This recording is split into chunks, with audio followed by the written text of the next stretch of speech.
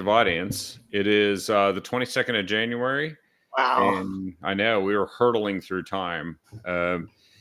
Maybe not fast enough for the day when President Brandon gets sent off to the drool house, wherever he's going to stick around. And Sent, sent to a nice place in the country with a drill bucket. that's right, where everyone will claim he cannot be prosecuted because he cannot competently stand trial. But anyway, we've had, let's start off at the top because obviously there's a lot of presidential stuff happening. Tomorrow is the New Hampshire primary. Oh, yeah. And South Carolina, I don't know exactly. South Carolina is taking place in several weeks hence, right? I think so. Yeah. I just memorized the first two and Super Tuesday. That's all I memorized from the list. Yeah. Well, it's so as we know, the big news over the weekend was that in politics, in presidential politics, is that Ron DeSantis, um, uh, well, they don't withdraw; they put their campaign on, suspend their campaigns. That's right, and suspending their campaigns means that they're going to come back in if something changes. But usually nothing changes, and so therefore they just don't. They don't. But he did a couple interesting things. February 3rd. What's that? February 3rd. Okay, so that's really not that far away. That's just a couple Yeah. weeks. Yeah. Yeah. So anyway, and New Hampshire is where Nikki Haley believes that she can do really well. It was clear to Ron DeSantis's campaign that he probably would not do well in that state. It's a state that has a lot of Democrats and independents come in and vote in their Republican primary. They can choose whatever they want to vote in. Mm. And according to all the anecdotal reports, as well as some of the polling, a lot of Democrats and independents plan to vote for Nikki Haley. Makes sense. Ron DeSantis is going to finish a relatively weak third in a three-way race. And President Trump is still expected to win, but and the Trafalgar pollster finds a 22.5 point Trump lead in the final survey before the New Hampshire primary. Now, scientific polls work a little bit better in a place like New Hampshire than they do in a caucus state like Iowa, but the polls in Iowa said that he'd win with more than 49% of the vote, and he won with 51% of the vote. So it was the biggest victory margin in a Republican caucus in Iowa ever. And so Haley's going to show momentum in New Hampshire, right? Because she'll move up a little bit. Because she finished third in what she described as a two-way race. Now she's got a two-way race in New Hampshire, and she is hoping that she can kind of pull it off and finish strong. Now, the biggest thing that she's facing at this point, besides trying to do well in New Hampshire, is the same Trafalgar pollster. That's hard to say, those two words. Is actually urging Haley to drop out before the South Carolina primary in order to save her political future. Right now, it shows that she's going to lose by a substantial margin in South Carolina. And the reason for that is that the reason why that's devastating to her is because that's the state of which she was the governor for, I believe, 8 years. And it's her home state. And so you usually are not making a good case for yourself as a presidential candidate if you get blown out in your home state. Yeah, where you were governor. Yeah, I mean and by the way, this now that doesn't mean you're gone. But Nikki, what's that means you'll always be second. Yes. Well, so Vice President Giggles, Kamala Harris, she actually dropped out before California's primary in June of 2020. And the reason for that is she was polling in fourth place, and she is one of two senators from the state of California. And so her presidential ambitions ended. But her vice presidential ambitions apparently made a comeback, thanks to President Brandon. So that, but having said that, a lot of the analysis I've read said that Ron DeSantis, if something were to happen and President Trump actually did not end up being able to continue as the nominee for some reason, and let's just say that's, it's a hypothetical. Sure. Probably the most likely person at this point would be Ron DeSantis to step into that, the one who would be able to attract the most supporters from Trump supporters. Right. And so by dropping out and kind of avoiding an embarrassment in New Hampshire, saying he finished second in Iowa, and then, what he did two things in his withdrawal, or his deciding to no longer continue in the race. He said, I will support the Republican presidential nominee. And unless it's Nikki Haley. What's that? Unless it's Nikki Haley. Well, that was the other half of what he said. He said, the presumptive Republican presidential nominee, which he said it'll appear to be Donald Trump. And so therefore that just kind of leaves, a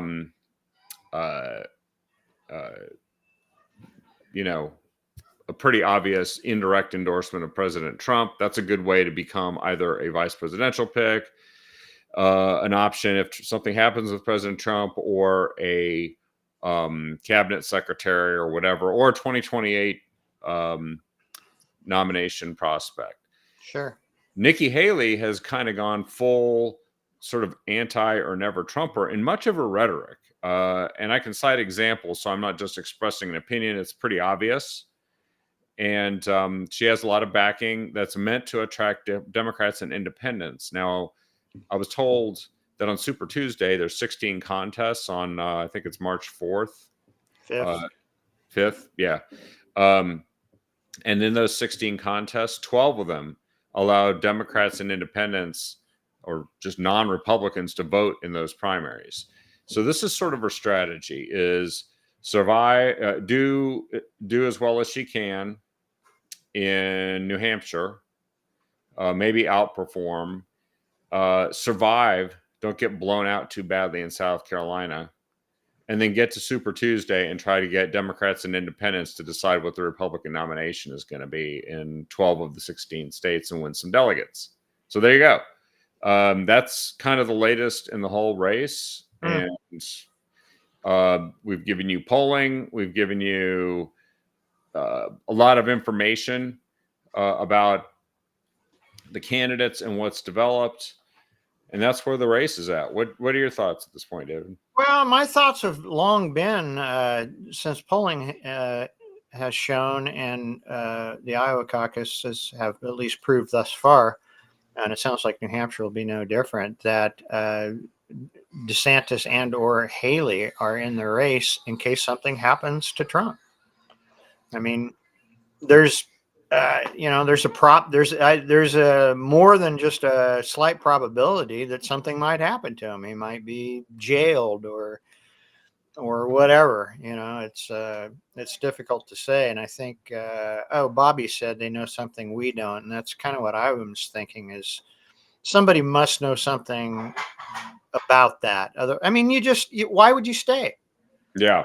You get trounced that hard, there's other reasons, maybe, it's, bilk donors, whatever it is. But, as far as just from the candidate, if the candidate makes a strategic decision, which candidates should make, they should be making their own overarching 30,000 foot view decisions. And apparently DeSantis did. And I think it was a good decision. Yeah. If they're making their own decisions, they should look at that and go, okay, well, this is over. Let's all, let's close up shop and get behind the presumptive nominee.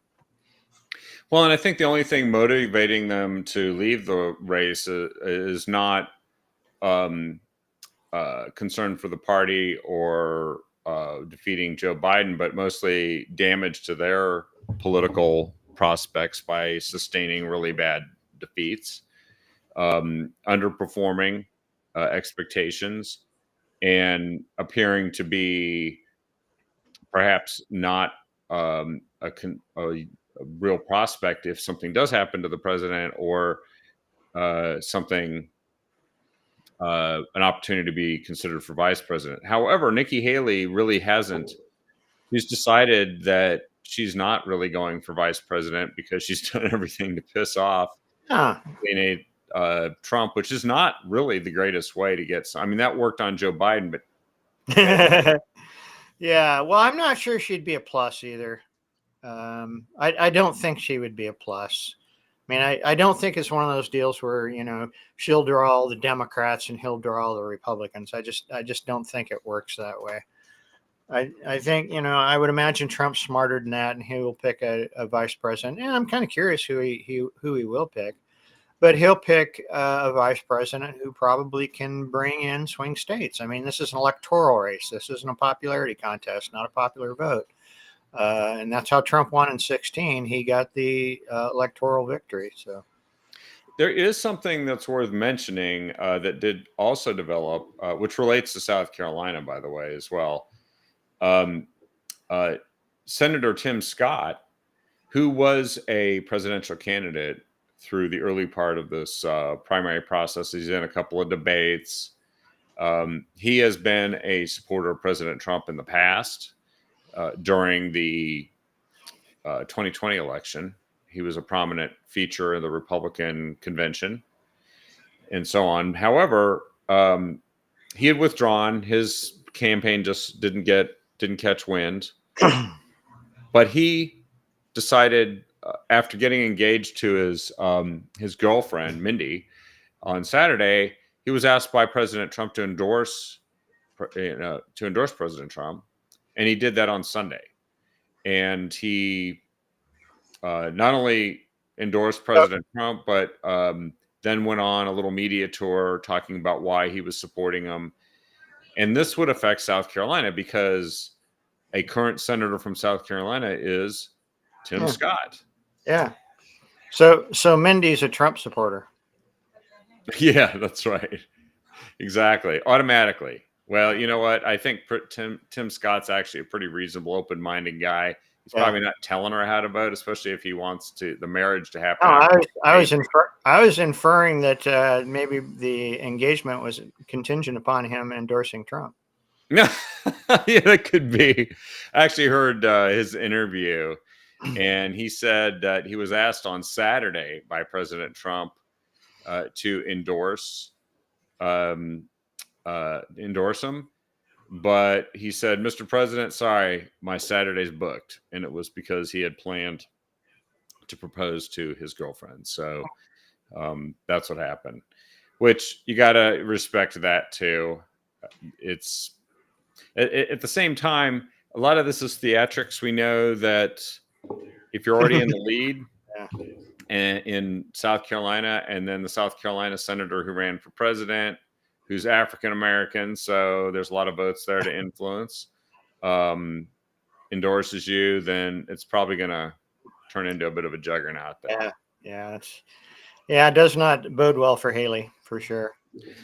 There's another hole in the left's strategy on removing President Trump from the primary ballot, which is not only is there, of course, the Supreme Court case that's moving ahead, and that Oregon has decided to defer and wait until that court case at the federal level is adjudicated before the Oregon Supreme Court rules.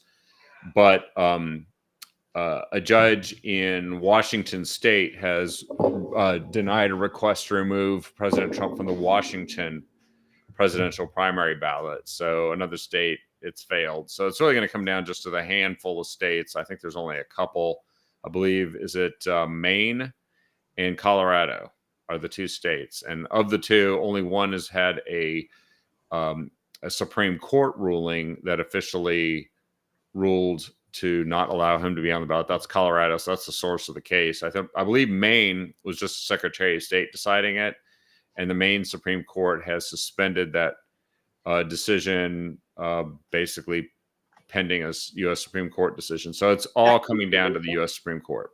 Can you believe a Secretary of State doing that? Yeah, it looks to me like he's guilty of insurrection, so we're not going to have him on the ballot. It's like, good God, man, what? Did you go to school? No civics, nothing. Constitution, Well, that's what we're battling. separation of Ultimately, this powers. None isn't. of that. Oh, this isn't even about President Trump. There, it's about somebody just ruling by fiat that they don't like Yeah, somebody. So they're and I thought that this is a pretty good response by the Washington State Republican chairman. Let me see if I can find it here because he did react to this. He said his name is Jim Walsh, and he attended the hearing in which the ruling was made. And he said it was a win for democracy, which is ironic that you actually have to say this, but the Democratic Party doesn't like democracy very well. And the Republican Party is the only one standing up for making sure that the democratic element to our system, yeah. we actually are allowed to go forward. It's just it's the third world. It's so fascist. It's so Nazi. It's so everything that the left, calls people like you and I and our listeners. It's just well, it's hard. kind of amazing that I'd be frightened to see what kind of constitution Democrats Oh God. right now if we were still in 1787, but we took these Democrats and had them write it.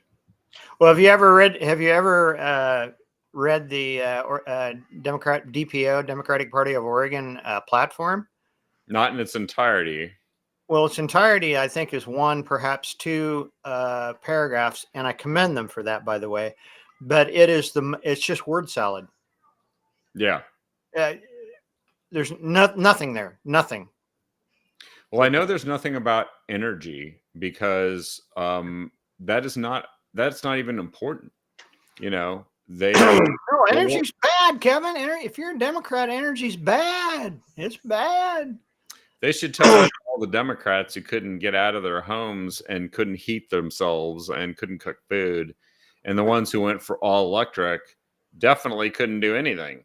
But sit there and be cold. Man, if you could just reach those people in Oregon and impress upon them, the policy of their votes is exactly why they're in the predicament that they're in. Man, the whole state would turn around. It would, and I think that actually could be in the offing here soon. Really, we're going to see some of that. God, if you could just grab them and shake them and say, "Carl." Oh, I know. Well, so here's some interesting news. Not presidential in the Republican sense, but certainly related to Joseph R. Biden. The Department of the Treasury reportedly or allegedly flagged Hunter's Insurance, opening a new line of inquiry and impeachment as Congress moves to depose Hunter Biden, which is they're about to do. Apparently, he's agreed to do that instead of facing contempt of Congress charges. A new angle of impeachment has emerged. Life insurance contributions allegedly reported in suspicious activities reports, according to the Oversight Committee.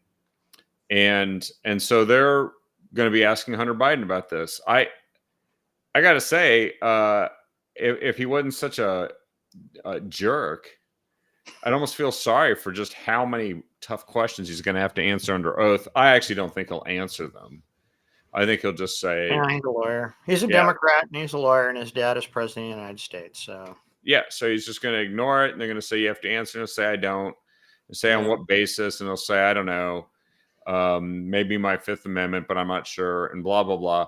Throw him in jail, convict him, whatever. He gets pardoned. I mean, yeah, that's the goal, and it's probably the final official act of Joe Biden before he goes off to the place for the rocking chair where he's just going to sit there and fall asleep and drool, is to have somebody, probably Joe Biden, take Joe Biden's hand and sort of write his name, squiggly line on the pardon of Hunter Biden and the rest of his family, by the way, probably including Jill. And then That's it. I think Joe Biden will actually pardon himself. Let's He'll be go, the first president to do it. Let's go, Brandon. Yeah. Well, and this is interesting. In addition, Congress has been busy doing something that they only can do because they have just under two or three votes, I think, majority over the Democrats, is these oversight investigations. And apparently, Republicans have recovered over 100 files that the January 6th committee, consisting of Democrats and two Never Trumper Republicans, Liz Cheney, Romney, and no, Romney wasn't on it, but no, Adam, the guy from Illinois, the guy that would cry all the time every time he talked about it. Anyway, that stooge. So they found 100 files. Republican in Illinois. Yeah, I know there is one, and now he's off to the I don't know well, let's see here. Now, Liz Cheney, and I just can't remember the other guy. Someone posted it in the feed here during the show. No, it wasn't Schiff. No, this is a Republican, but the rest are Democrats. And Raskin, that guy, that's a Democrat. He was heading it. Anyway, these files were deleted just days before the Republican Party took the majority in the House. So in other words, these guys tried to destroy congressional records in order to hide them. Shocking. I know. I guess it's the same people who were like Raskin were actively helping Hunter Biden defy a legitimately approved congressional subpoena. So they don't really care. I mean, we say, well, we have to be different than the Democrats when we get into office. The Democrats don't really care. They just care about the result. They don't really care about the moral ineptitude that they create with what they do. And they hired data forensic teams to determine what happened to these files that were encrypted and deleted on January 1st, 2023, 2 days before Republicans were sworn in the majority by that thin margin. And now the Georgia Republican is demanding a list of all the passwords for all the select committee files because apparently they can't get into them. They're also requesting unedited and unredacted transcripts from the testimony from the officials before the select committee. So Democrats are hiding, destroying, and subverting the right of Congress and of the American people to have this information because what they did was not legitimate, and I guess they knew it.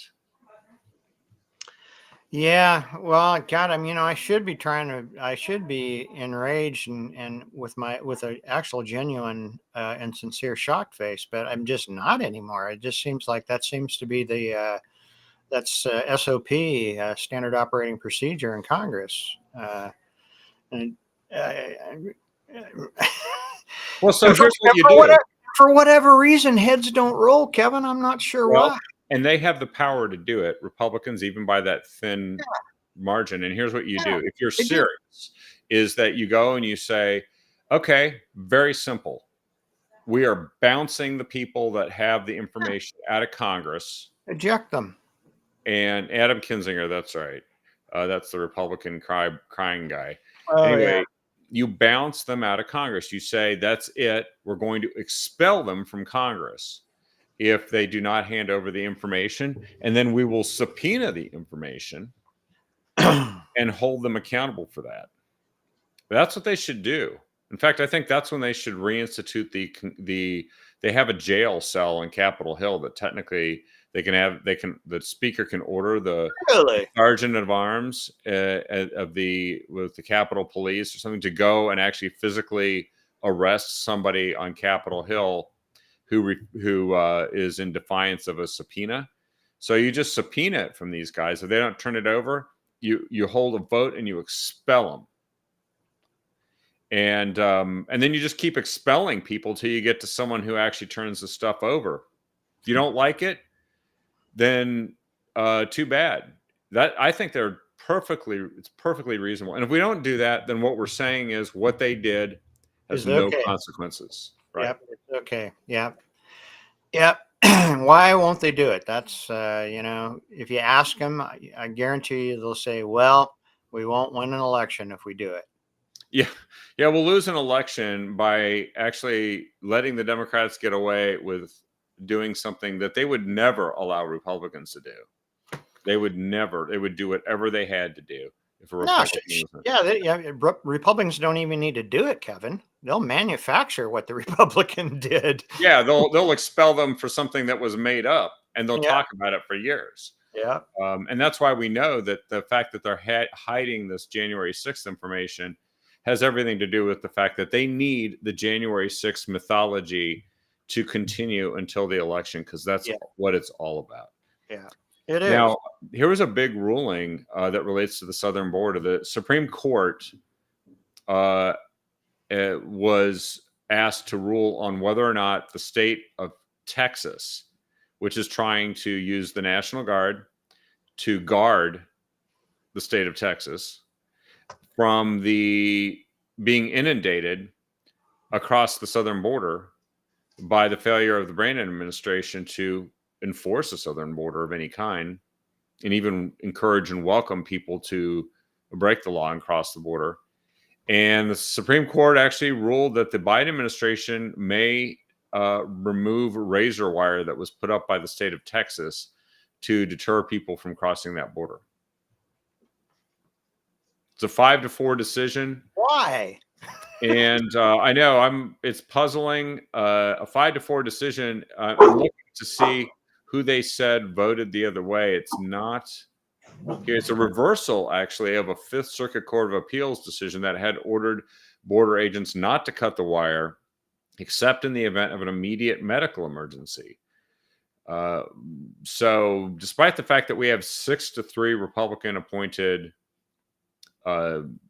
Supreme Court, I guess you just never have enough people that understand that lawlessness is what we're getting. Yeah, well, I've said it 100 times, and so probably somebody in the audience can tell what article and what section it is of the Constitution that requires the federal government to protect the states from invasion. Very clear, positively enumerated duty of the federal government, and how you can extrapolate a state's actions to be somehow contrary to that when they're not in fact doing it. I guess that's some reason that I can't quite get. Reasoning that just maybe I'm just not judgy enough, apparently. So it says here that Justice Thomas Alito, Gorsuch, and Kavanaugh would deny the application to vacate the injunction. So it was Roberts and what's her name? Amy Coney Barrett must have ruled in favor of allowing them to do it. And maybe there is a constitutional case for it. But now, if the law has been clarified, whatever, now it's time for Congress to act. That's right? the problem. That's the problem with case law judgments is that it's like zero-based budgeting. Case law is building a budget on the last budget, and zero-based budgeting is building a new budget every time. And I don't know why the Supreme Court and other courts can't go to the original source and go, let's rule, based on the original source. But like you say, there could be case law that's already done it, and so they just, I'm not sure what the legal ramifications are if you do something that goes against case law, references the Constitution. I don't know if that brings up a whole can of worms about all those case laws previously. Maybe that's the deal, but I know there's a lot about the judicial system that I'm ignorant of, but I have read the Constitution several times. It's a really quick and easy read. And, it's clear that the federal government is not, in fact, doing what the Constitution specifically requires them to do. And how you can find a state picking up that slack and protecting its own borders to be in violation is beyond me. Yeah, and I think you said the Babylon Bee headline said that Yeah, Supreme Court rule. Yeah, Supreme Court rules that the National Guard can't guard the nation. which is only funny because of the truth that there is to it, but it's almost not humor of the totally satirical manufactured sense. It is, yeah, here it is. Supreme Court rules it's illegal for National Guard to guard the nation. But I will say this: if it turns out to be that this is a legitimate, a proper legal ruling, then it points back to the fact that if you elect a president who decides not to enforce these laws and a Congress that does nothing about it, then I guess that's what you get, right? Vote for someone else. Yeah, it's like there's just no consequences. It's a clown circus of corruption, incompetence, and malice, quite frankly. And the only thing that stops real any of that is consequences, and there are none. Yeah, the voters have to do it. They can't just say, "Well, geez, I sure wish the Supreme Court would fix this." Sorry, you got to fix it yourself. No. Yeah. I mean, we've talked about this on this show, and people in constitutional circuits, circles talk about it all the time. In the Federalist, or maybe it wasn't the Federalist. I'm not sure, but and I'm not sure who made the quote, but it was clear that the Constitution was conceived and contrived for a moral and informed electorate. And was quoted to be wholly inadequate for the governance of anyone else. And we don't have an informed electorate, and I'm not sure how moral either. Well, then we have an intentionally misinformed electorate by people whose job it is to inform them. Yeah, the Fourth Estate. Which is claiming that anybody who offers a contrary opinion to the narrative they're advancing are the misinformers. Yeah, or that they are the misinformers. So what you do is you just project onto anybody who disagrees with you that they're spreading misinformation. Well, you spread misinformation. Pretty easy. Yeah. I mean, it's just a tangled web that has been developed over the last couple hundred years, I guess, and it has worked extremely well. I mean, look where we are. Yeah, no, that's pretty straightforward. So here's what we got.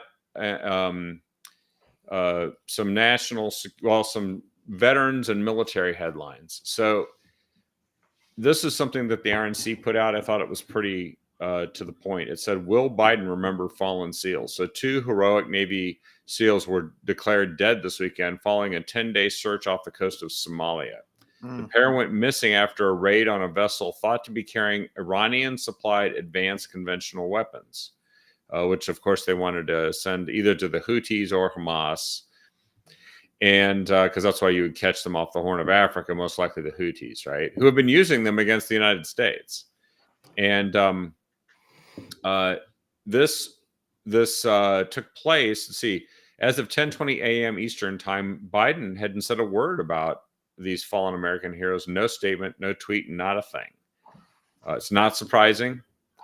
Biden actually repeatedly checked his watch during the dignified transfer of the 13 heroes killed in the botched Afghanistan withdrawal. If you remember, he just kept like, when's this thing over? Ice cream time?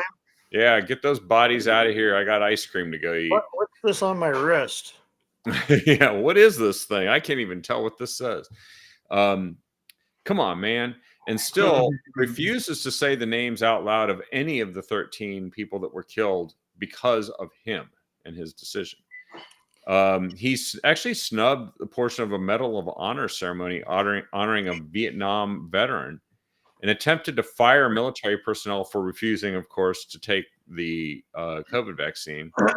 He used Marines as a backdrop in an angry partisan speech. If you recall, I believe that was 2022, wasn't it? With the red backdrop, and he that was creepy as hell. he declared everybody that supported President Trump to be an enemy of the country, pretty much, and then tried to use Marines. He ordered them to stand behind him and look like he was actually using threatening force. So this is what I guess passes for deterrence. Man, we got F-15s, man. Yeah, that's right. So this is what passes for deterrence in the Biden administration, which has actually enriched the Iranian regime that was shipping those weapons with tens of billions of dollars. So this is what he did. He just doesn't really care about any of these people. He still thinks that his son, who passed away from cancer, actually died in combat in Iraq. Yeah. And he doesn't seem to remember that Hunter Biden got bounced out of the military for doing coke. That's this guy. That's the Mandarin stupid. And here was a really interesting article that came up. It said that there's a recruitment crisis at the Army, and certainly there's many contributing factors. I mean, I just described who gets to be your commander in chief if you decide to join the military. And it's one of the few entities that still enjoys some degree of respect amongst the population that has anything to do with the government.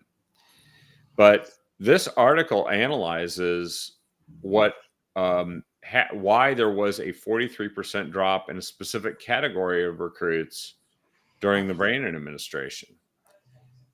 He makes the case here that DEI, which is diversity, equity, and inclusion, all this stuff that's being forced on recruits, training them with like pronoun training and so on. Apparently, makeup application.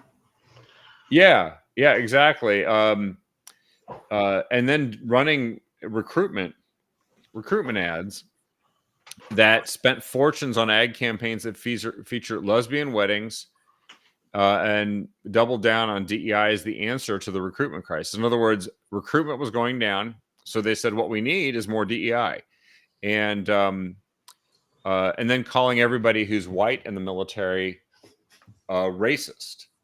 Well, apparently that's not that people who are white don't take it that well, and so what happened is those angry crackers. Yeah, exactly. The guy said it, the C word, cracker. In 2018, 56% of the U.S. military consisted of people who were white recruits. Today, it like stands the population. It stands at 44%. And he's saying it's probably not an unintended effect, but actually an intentional policy.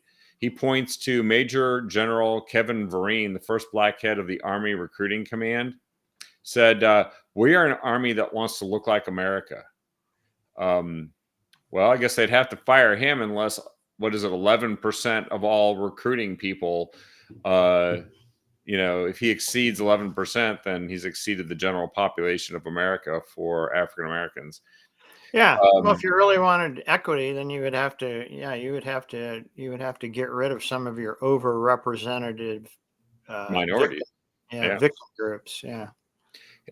Gary Brito, the first black head of Army Training and Doctrine Command, under whose purview recruiting falls, and the former Army Chief of Staff for Personnel boasted that the Army had, quote, listening sessions, unquote, on racism, diversity, and inclusion in order to maximize diversity. The military branch has been tasked with creating a military that, quote, looks like America, unquote, as a result of the number of white recruits that declined year by year and fell 43% between 2018 and 2023.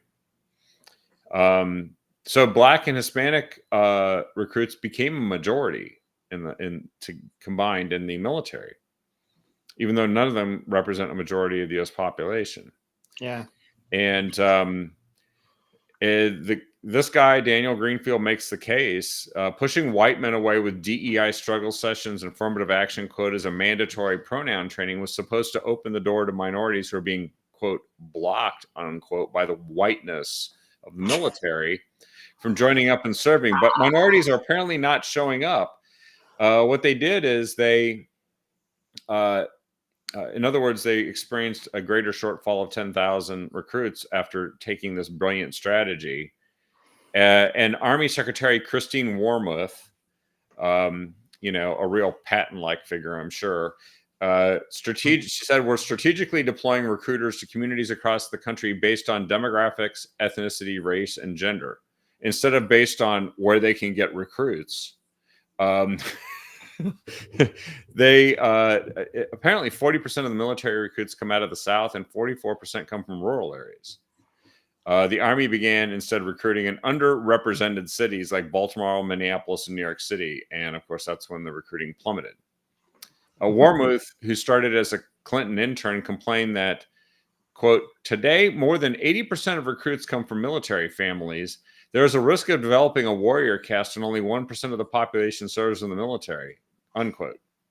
But of course, the problem is without the warrior caste, no one serves. And so I think they're trying to push the military towards a draft. Is what they want to do. And that's a really great way for Democrats to become very popular. They're going to do it anyway, I think. And the Quinnipiac poll in 2022 found that if America were invaded, 70% of men, 40% of women, 50% of white men, and 61% of Hispanics and 38% of black people would stay and fight. That was what the survey said. Really? Yeah. So he said, and the guy makes the point. So military recruitment has been retooled to focus on those least likely to want to fight for America. That's what they did. They don't want to admit it, but that's what they did. Well, that's probably intentional. I think so. Now, West Point was turning away even very well qualified white candidates. While its director of admissions admitted that, quote, every qualified African-American applicant were offered admission into West Point. Yet the class composition goal was still lacking. So in other words, they offered every African-American applicant that was qualified, they offered them admission to West Point, and they still couldn't meet the quota of getting African-Americans in the numbers they wanted. And they said the United States Military Academy's intensive quota system meant to cut 20% of white officers from the mix. Wow. The Academy has been sued by qualified white candidates, including a high school student with a 4.2 GPA, 3 family members currently serving in the military, and a grandfather who fought in the Army on D-Day, but they were kept out because their skin color wasn't diverse enough, which is illegal. So, yeah, they're not even hiding it anymore, are they? No. And if it would be one thing if it were just West Point, but it's actually the entire military. The Senate recently confirmed Charles Q. Brown Jr. as chairman of the Joint Chiefs of Staff. While he was serving as the Air Force Chief of Staff, Brown endorsed a 43% quota for white male officers at a time when 86% of pilots are white men. And that's how you get recruitment shortages. Yeah, especially in the we cut out the largest swath of the population. Yeah, and especially when you want pilots. And so he's actually now, this guy, the new chairman of the Joint Chiefs, is really presiding over the military's systemic racism. This is what they've done. They've created a system of racism that is intended to systemic racism. Isn't that interesting? This is real systemic racism, not something you imagine and blame on people because slaves existed 150 years. It's the real deal. It exists now. Yeah. We talked about how CRT in schools is the real deal, real systemic racism. Yeah, and they're offering $50,000 like recruitment bonus to people to join the Army. They're doing that now. And apparently you can't pay enough to hold the line on the battlefield. The Army turned away those who would love to serve their country and can't seem to find enough of those Gen Zers with multiple pronouns who will serve for money, is what the article says. And now the military typically goes and they blame obesity, the job market, opioids, and even underfunded public school system as the reasons why recruits aren't showing up. The real reason, according to this article, is racism. And yeah, this is deeply concerning because when you do this kind of damage to a military and then you find yourself in a war, you can't fix it that quickly other than instituting a draft, Yeah. which, must be not very popular. Yeah. No. So that is a fascinating article. I hope everyone knows about this and spreads this, because if you don't find someone else to serve as president to get rid of these idiots and change all these policies, you'll have a gutted military. And when you get into wars, when you have gutted militaries. And sometimes you don't win those wars. Well, if you're weak, your opponents and enemies know that. And if you're weak, you have less chance of winning a war. Well, coming back to Oregon, but talking about something that's a phenomenon across the country, apparently Oregon is the #1 power outage state in the United States. We have 250,000 people who are still do not have power. I know some of them. I just talked to one of them this morning, and he's like, "Yep, still out of power." Wow. Yeah, that's more than a week. And he's in the east end of Portland. I think it's a Troutdale or something like that. So, we're leading the nation in not having power. We are. Let's see here. Yeah, this is an everyday. So I'll just post this because you can see what the numbers look like every day. And if you thought that the storms are bad, I think maybe you also have to point to the fact that we have Democrats running this state who do not want you to have reliable, affordable, and diversified energy sources, especially not American energy sources. How do I know that? Because that's what they're doing all day long. And they also don't want you to have a backup plan. Yeah, they don't want you to have a generator, do they? No. And so that was the other headline that came out here, is that as a reminder, the Oregon Property Owners Association, Samantha Bayer, wrote an article saying in 2023, Oregon lawmakers authored a bill to ban gas generators, leaf blowers, lawnmowers. So the very thing that people were literally surviving off of in the temperature that was in the teens, so much to the point that when I went to a gas station, I went to a Fred Meyer Beaverton Town Center, and they said, all we got is diesel. We're out of gas. And the reason is everybody's been filling up gas cans to fill up their generators because no one had power. Right. And so this is your future with Democrat leadership, is your state power will go out. They won't be able to fix it, and they will make sure you do not have a backup option, because apparently you'll cause too much global warming, which, as far as I know, if you held a vote on the day after the storm hit, when everybody was sitting in the power outage, I'll bet you probably still, despite the people that couldn't even get from one place to another because of the sheet, you'd still have an overwhelming vote for global warming that day in order to remove the ice and get back to some weather that would allow you to survive. But sorry, that's not going to happen. And there are people that are advancing these policies still today, because you might think this would be a terrible time to announce policies that are going to create more electrification as you're sitting there without power. Yeah. But apparently Ron Wyden, Jeff Merkley, Earl Blumenauer, Suzanne Bonamici, Val Hoyle, and Andreas Salinas are all strongly in favor of sending $10 million to the Oregon Department of Transportation to replace or repair electrical vehicle chargers, some of which are only a few years old, by the way, because they don't have enough of a network. And by the way, don't forget, these are the same people who favored allowing states to ban gas-powered and diesel-powered vehicles in the near future without actually making sure that there is a network of electric vehicle chargers to which you could actually get your vehicle charged. They want to force you to buy something that you can't get enough electrical supply for, and they're prepared to spend unlimited amounts of money to do it. Right. Yeah, that is the well, you can't call it reasoning. I guess you can quote reasoning, unquote, of the progressive left. Uh, I mean, and they'll tell you, Kevin, straight out. They'll say, if you just stop using your gas stove, Kevin, if you just stop using your natural gas for heat, we wouldn't have these storms. And they'll say it with a straight face. And the Yep. media will run that story.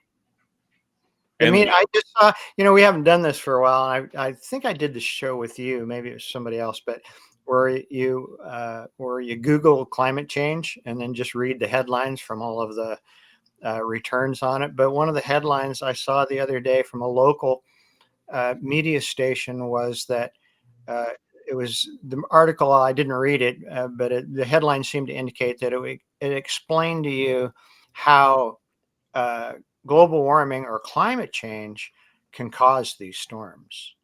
yeah, because all weather that you don't like is caused by you because of climate change. Right.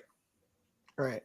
That's what climate change is. Because global warming, actually, I mentioned that because that's what they used to say. And they changed it to climate change because anything you don't like, that's your fault. And you got to submit to government authority and survive off of unaffordable, unreliable, um, narrow sources of electrical power that unfortunately will leave you where many people still are after a week and a half, which is no power in the cold.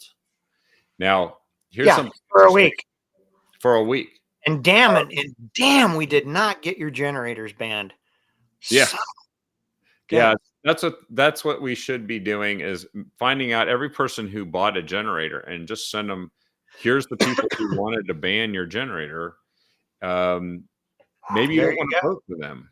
Yeah, there you go. That's a good. Now, I mean, yeah, I wish we had the resources to make that happen because that would be a very interesting. I'm not sure if you can get that. Well, yeah, you can probably get that from what's credit that? card transactions. Yeah. Yeah, there's a database out there. I forget what it's called that has consumer data that you can buy. But yeah, it'd be interesting.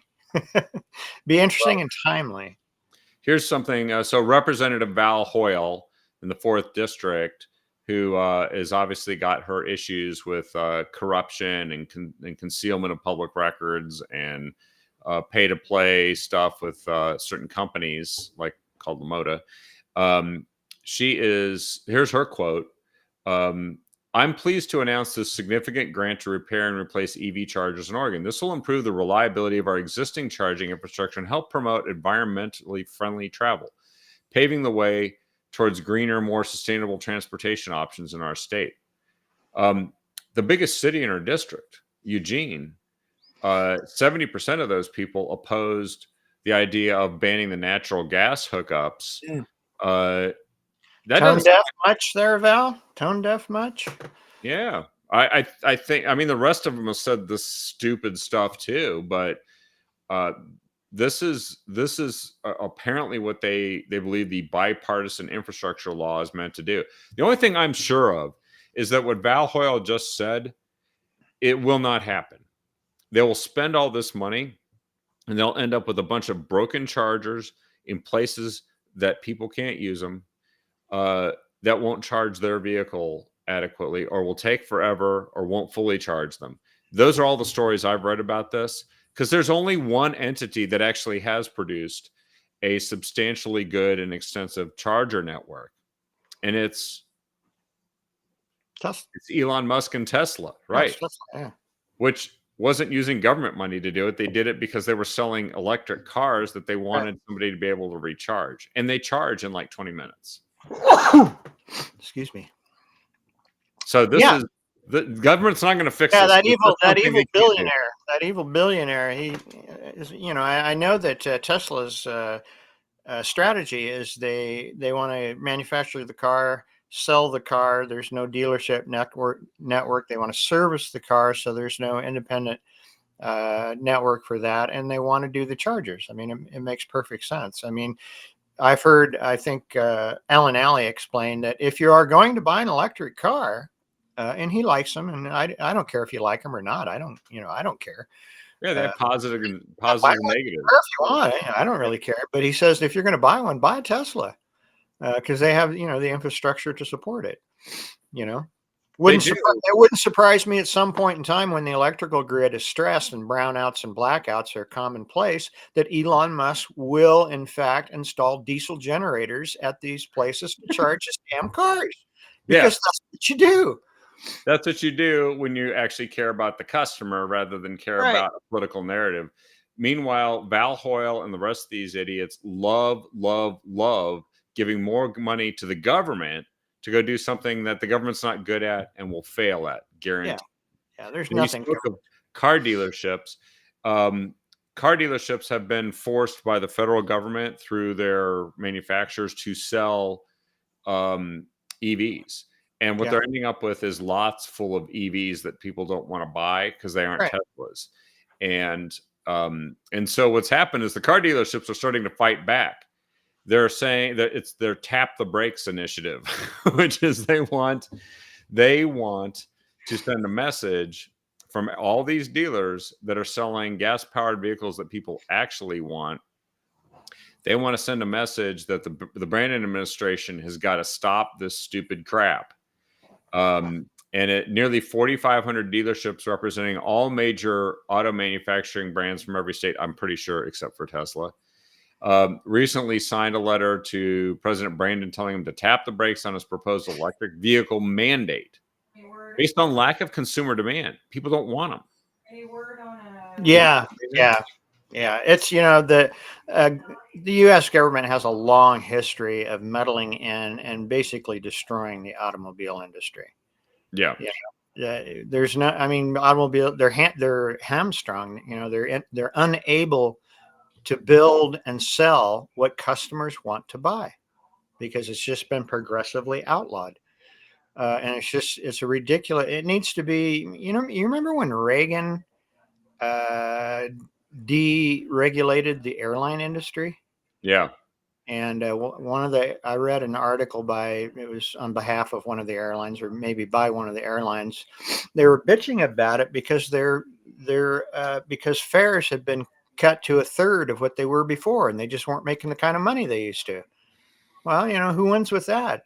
Maybe some airlines don't, but some airlines do. But the consumer wins, the customer wins, the citizen, the people who are paying the damn taxes that are paying the bills, paying the salary of people who overregulate. And it's just ridiculous. I'd love to see all the industries deregulated and just watch the economy flourish and government just go back to running a post office and protecting the borders. Yeah, I remember Newt Gingrich once described the dividing line is there's the world that works, and then there's a world that doesn't work, and the government's in the world that doesn't work repeatedly, and the result is that you end up with networks of unreliable electric grids that are meant to unreliably charge cars at charging stations that don't reliably charge them. And then you go to a car dealership and say, you have to sell EVs. And they're like, no one wants them because they figured out. And they tend to be more expensive, by the way, than the gas. Yeah, what happens when they reach their climate utopian goals of 60% EVs on the road or whatever it is, and everybody, a lot of people get gas at the same time. A lot of people get gas in the morning. A lot of people get gas on the way home from work. What happens when everybody's charging it at the same time? And, in the meantime, they're making policy to decrease and de-energize the grid, taking generating capacity offline. What's going to happen? That's just ridiculous. It's just dumb. How can you be so dumb? Well, that's what government does. They do dumb things because they don't care about the person on the receiving end. They care about the political narrative. Here's a fascinating thing. So this guy, he's Anderson, the guy with the group of auto dealers that's pushing this forward. He said, if you can imagine the government mandating Chick-fil-A to make 2/3 of their sandwiches some vegetarian substitute. Yeah, same deal. Same deal. They're just going to sit there. And they will do that. They will do that. I mean, that's in the works. Someone's already written it up. It's already brought to a table. Someone's discussed it, and they, put it on the shelf to bring up later, because you got to get rid of the damn meat, because meat's destroying the earth, and here we are. So here's apparently the case. He said that he himself, as a dealer, said that while demand for internal combustion engine vehicles remains high, so they have healthy demand for internal combustion vehicles despite the slowdown in the economy. But he said it's also significantly increased for plug-in hybrids. While he said he is sitting on a 200-day supply of electric vehicles on his lot. Holy cow! That's it, and he has a year-long waiting list for somebody who Yeah. wants to purchase a Toyota Prius. Yeah, it's going to bankrupt them. You can't keep inventory that long. No. That's you have flooring fees. The manufacturers will floor it. They'll loan you the money to have the car there, and those fees will eat you alive at that kind of rate. But it's eating the big manufacturers alive too. Like Ford and GM are losing literally billions right now doing that. Yeah. Well, that's our summary for tonight. We hit it all, and the one big there you go, everybody. Enjoy your day. Yeah, really. The one big lesson is the government. Let's see if we go through all the stories in 10 seconds here. The presidential race is narrowing. The Democrats are trying to remove democracy from democracy from the ballot, while Democrats hide the fact that very guilty Democrats are trying to subvert the Congress, and they don't. And government hates you. And they don't want you to be able. They don't want the National Guard to guard the nation at all, and they don't care about the military. And they hope that they don't have any more military because they're destroying the recruiting.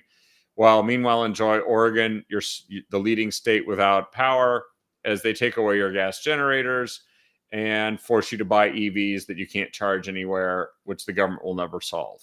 Right. There we go. That's it. Yeah. We're fighting hard for you. We're working hard. Lori posted, it'll tell you, politicians tell you how hard they're working, and tell you they're going to fight for you, or they've been fighting for you in Congress. And I'll tell you what, the next time I hear that out of any politician, regardless of what letter is behind their name, I'm going to say, show me your knuckles. Yeah, really. Well, I think the answer is, if they do show something on their knuckles, it's not because they've been fighting for you. It's because they've been fighting you. Yeah. And you didn't even know it until you went to go pay for something and couldn't afford it or couldn't buy it anymore. Right. Yeah. Well, it was a good show, Kevin. Thanks, everybody, for chiming in. Lots of great comments tonight. Yeah, we had a lot of great comments tonight. And thank you for joining me here, David. It was a lot of fun. Thank you, Kevin. It was fun. We'll be back tomorrow night with another episode of The Captive Audience. Have a great night, everyone, and we will talk to you very soon.